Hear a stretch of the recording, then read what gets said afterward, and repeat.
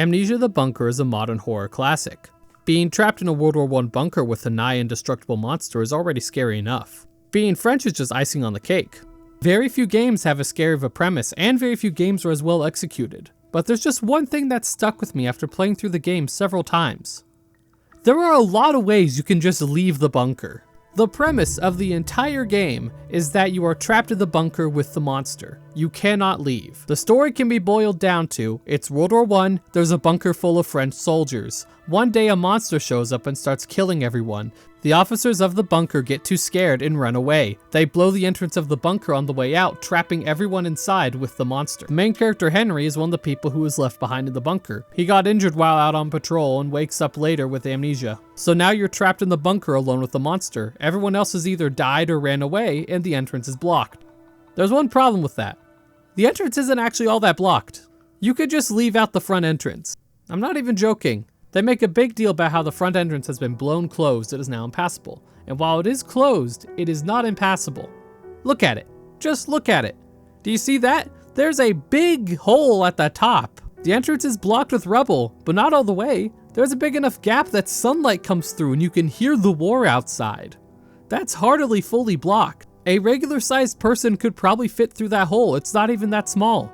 Look at what cavers do on a regular basis. There are people who will throw away loving families and fulfilling lives to squeeze through holes the size of USB drives underground. If they can do that with so much to lose, you could fit through a bigger hole with nothing left to lose.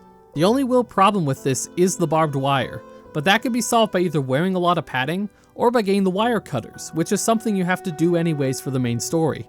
Wire cutters can cut through these massive chains that are all over the place, so I doubt they will have any issue with barbed wire. Get some of those and slowly work your way through all the barbed wire at the entrance until you can get through. If you're worried about making noise, don't be.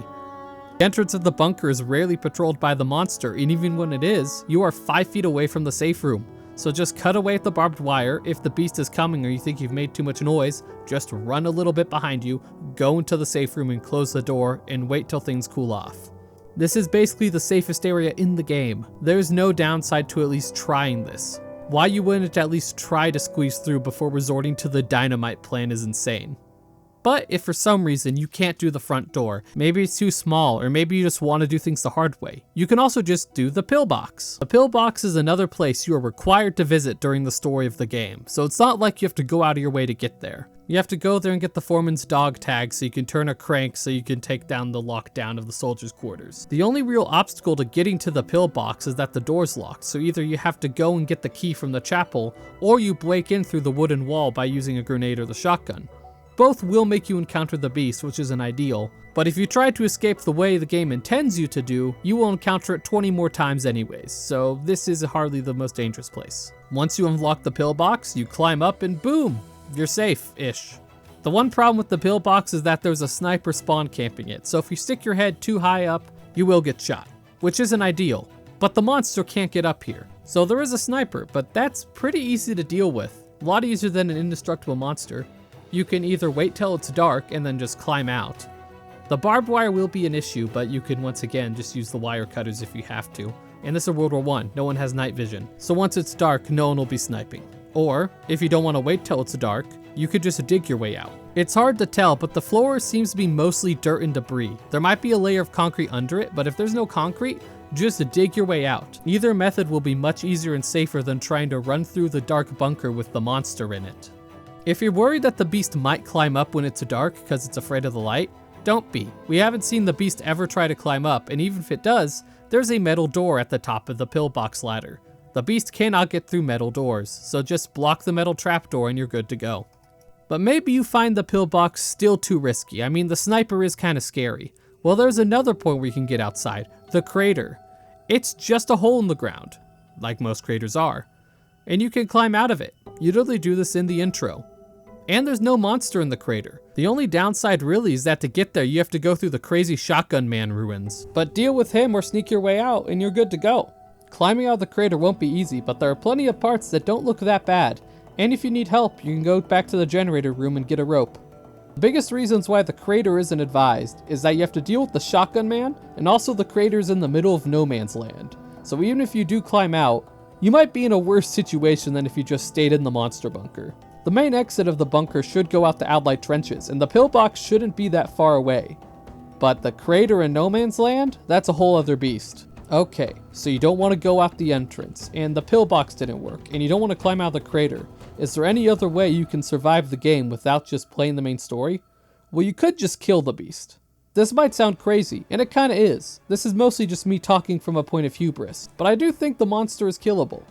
A lot of the notes in the game talk about people attacking the monster and failing to kill it. But without fail, if you attack the monster, it will get hurt and run away. The only time that guns won't even make the monster run away is if you're playing on the hardest difficulty, and I don't think that really counts. Bullet resistant doesn't mean bulletproof. As we learned from All Might when he fought the Nomu, absorption isn't nullification. So if this creature still gets hurt by bullets, that doesn't mean it's immune to them. That just means you have to shoot it with more of them.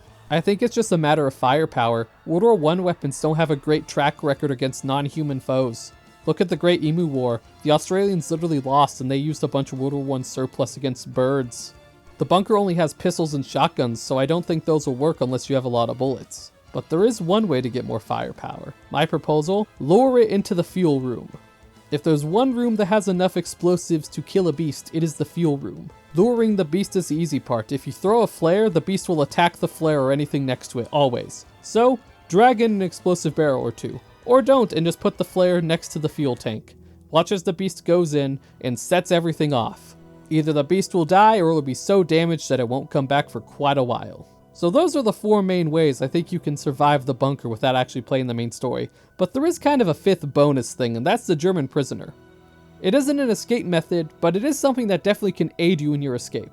In the game, there is one other living human in the bunker. There's a German prisoner in the prison. The game doesn't let you free him. The most you can do with him is keep him alive by keeping his cell locked so the beast can't get in. I never understood why you couldn't go in there and free him and get him to help. I know there's a language barrier and you're on opposite sides of a war, but I really think the language barrier doesn't apply when there's a giant monster hunting you two. He isn't directly an escape method, but an extra pair of hands can help. That's about it though. There are several ways to escape that don't involve running around and collecting key items from every part of the bunker, just to blow a hole near the entrance. That doesn't work and actually makes the blockage worse, so then you have to drop down into ancient ruins and duel the monster. None of these ways out are necessarily easy, but they are easier than doing the main story. And none of them are out of the way either.